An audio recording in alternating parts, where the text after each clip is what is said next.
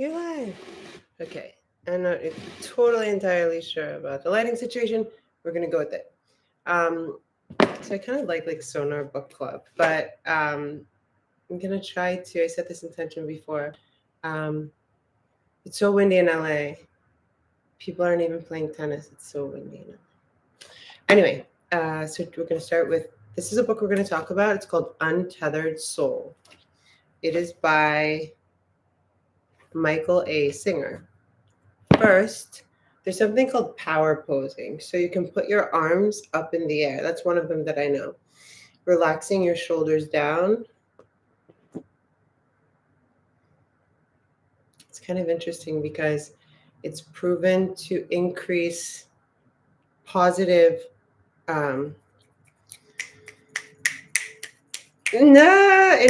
whatever oxytocin is, whatever a positive neuro you know what I'm talking about, responses.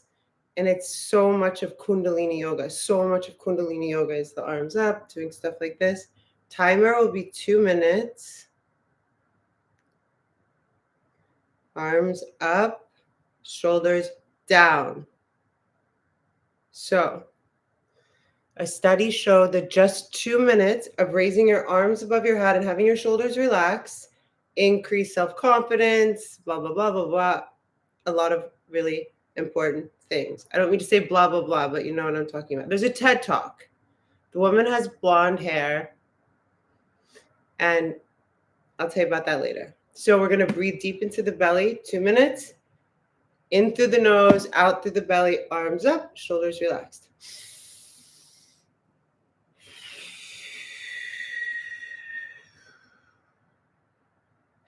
Hi, Angela. George, are you in Pakistan yet? No, Pakistan? I should shut up because you cannot breathe and talk at the same time.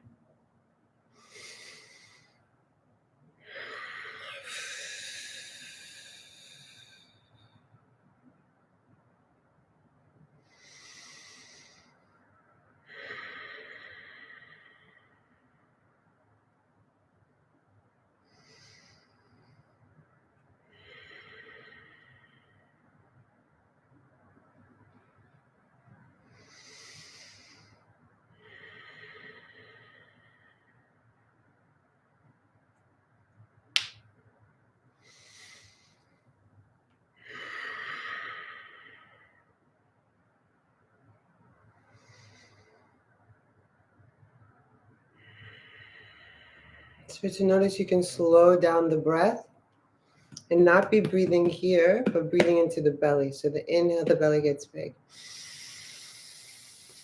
Side body gets big, rib cage, everything. Exhale when it's time. Make sure all the air comes out. Don't leave any left. 70% of toxins leave the body through the process of exhalation. Lambros! You're in Greece again?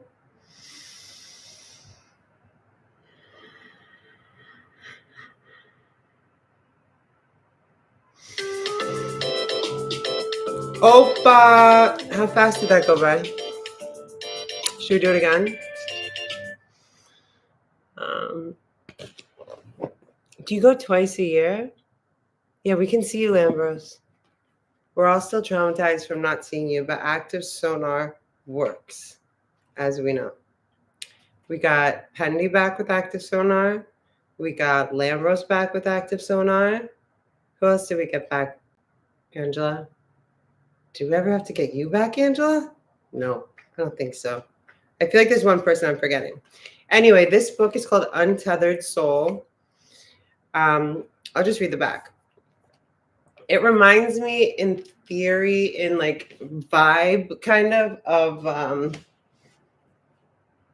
Pavna. What would it be like to be free from limitations and soar beyond your boundaries? What can you do each day to find this kind of inner peace and freedom? The Untethered Soul offers a simple, profoundly intuitive answer to these questions. Whether this is your first exploration of inner space or you've devoted your life to the inward journey, this book will transform your relationship with yourself and the world around you. That's some, what was I going to say? Some heavy claims, right? The Untethered Soul, I haven't read the whole book, by the way, just FYI. The Untethered Soul begins by walking you through your relationship with your thoughts and emotions, helping you uncover the source and fluctuations of your inner energy. It then delves into what you can do to free yourself from the habitual thoughts, emotions, and energy patterns that limit your consciousness. Finally, with perfect clarity, the book opens the door to a life in the freedom of your innermost being. Sounds all really fucking magical, right? Oh, here, I took some notes. So this book was recommended to me by like 3 people that are very important to me. And I bought it after one of those people went to heaven. Chapter 8, Let Go Now or Fall. So I made some notes here. Jade. Yeah, totally. But it was on my radar for a reason. I don't think I would have bought this book if 2 people or 3 people, 2 of them are still alive, 3 people that I respect and know are not like, whatever, you know what I'm talking about. Self-help book junkies or whatever you want to say. Deal with fear objectively. Fear doesn't want to feel itself. I thought that was an interesting takeaway. Fear is actually afraid of itself. The exploration of the self inextricably interwoven with the unfolding of one's life. The natural ups and downs of life can either generate personal growth or create personal fears. Which of these dominates is completely dependent on how we view change. Change can be viewed as either exciting or frightening. But regardless of how we view it, we must all face the fact that change is the very nature of life. If you have had a lot of fear, you won't like change. You'll try to create a world around you that is predictable, controllable, and definable. You'll try to create a world that doesn't stimulate your fears. Fear doesn't want to feel itself. It's actually afraid of itself. So you utilize the mind in an attempt to manipulate life for the purpose of not feeling fear. People don't understand that fear is a thing. Not like how, like, in slang, people say, like, da da da, that's a thing. It's like fear is a thing. It's not like, right? It's a thing. It's just a thing. It's not that powerful. That's what I mean to say. It's just an object, just another object in the universe that you are capable of experiencing. You can do one of 2 things with fear. You can recognize that you have it and work to release it, or you can keep it and try to hide from it. Because people don't deal with fear objectively. They don't understand it. They end up keeping their fear and trying to prevent things from happening that would stimulate it. They go through life attempting to create safety and control by Empress. Fear is the mind killer. Kyle, Cycle Cleveland. Defining how they would need life in order to be okay. So I think everyone sort of gets that. Like, think about how much energy, and I've, as a person who's experienced trauma, I know exactly what they're talking about. When you try to, like, you expend so much energy trying to organize a life that sort of will avoid certain people or certain streets or certain things that might, trigger something. And it's just not a way to live. It's obviously a very appropriate response, depending on the situation, for months and years and whatever, but it's really important to keep going back to, like, healing and not succumbing to those kinds of fears, in my opinion. See? Defining how they need to be okay. This is how the world becomes frightening. And think about all the frightening energy too. This may not sound frightening. It may sound safe, but it's not. If you do this, the world truly becomes threatening. Life becomes a me against it situation when you have fear, insecurity, or weakness inside of you, and you attempt to keep it from being stimulated. There will inevitably be events and changes in life that challenge your efforts. And we can never we can never control anything external. I like Marcus Aurelius's quote. He says, "All we can ever control is our attitude towards it." The only thing we can really sort out, sustain, and be on vigilant about is our internal circumstances. There is such a thing as a life without fear. I actually wrote that down because I think sometimes we forget that. It depends on like different phases, things are happening in life, but there really is such a thing of experience, of an experience available to us, of a sustained situation of this life experience, days and days and days without fear. So the alternative is to fight with the alternative is to decide not to fight with life.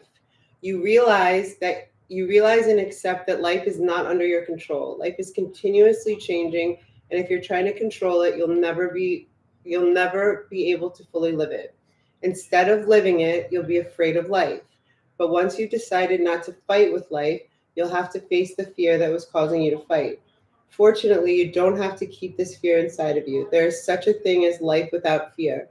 In order to relate to this possibility, we must have a deeper understanding of fear itself. When you have fear inside of you, the events of life invariably stimulate it. Like a rock thrown into a water, the world with its continuous changes creates ripples in whatever is held within you. There is nothing wrong with that. Life creates situations that pushes you to the edges, all with the effect of removing what is blocked inside of you. That which is blocked and buried within you forms the root of fear. Fear is caused by blockages in the flow of your energy. That makes sense. I think, at least I can say for me, a lot of things are probably like, it's like sometimes I don't even know why, like I'm afraid of shit, and it's like something blocked. Like I always feel like that, or something that I was too young. Something happened when I was too young to put words to it. Like my last therapist was like, betrayal, something like you were betrayed a lot when you were a kid and didn't have the words for betrayal. So I kind of become speechless when that happens. The purpose of spiritual evolution is to remove the blockages that cause you fear. The alternative is to protect your blockages. I mean, to each his own. I just don't think that's ever going to work out for anyone's highest good, right? So that you don't have to feel the fear. To do this, however, you will have to try to control everything in order to avoid inner issues. It's hard to understand how we decided that avoiding our inner issues is an intelligent thing to do. That's a good insight. But we did it. But everybody's doing it. Everyone is saying, I will do every single thing I can to keep my stuff. If you say anything that disturbs me, I will defend myself. I'll yell at you and make you take it back. If you cause me any disturbance inside of me, I will make you sorry. In other words, if somebody does something that stimulates fear, you think they did something wrong. Then you do everything you can to make sure they never do it again. First, you defend yourself, then you protect yourself. You do what you can to keep from feeling disturbance. That goes in line with something that I feel is very true. Like humans will always move towards comfort and away from pain, which makes sense I think in every situation except for building muscle, working out, stuff like that. Eventually you become wise enough to realize that you do not want that stuff inside you. It doesn't matter who stimulates it. It doesn't matter what situation hits it. It doesn't matter whether it makes sense or whether it seems fair or not. Unfortunately, most of us are not that wise. We're really trying to be free of our stuff. We're trying to justify keeping it. I think also, and I'll speak for myself, it doesn't work the way we think it does, but some things it's like you don't want to rock the boat. You know what I mean? Like you might have, you're like, I can wait on deal with that one later. With Son of Overbrook. Hi, Danielle. One time in band camp, Empress said, what are we going to do? My son piped up with panic. He's so cute. He always has this huge smile, doesn't he? Oh, your older son is like way grown now. I've never been afraid again. I'm the one telling stories at band camp. Let's be real. It should be like Ashley Camp. It's so bad. I mean, it's good, but it's bad. There was a tsunami. I watched like one of the first things about that tsunami. Do you remember that? That was so intense. I think it was like 2008, I want to say, something like this. Circa. All right, guys, I just wanted to pop in and read a little bit. I actually remember now that I like this book.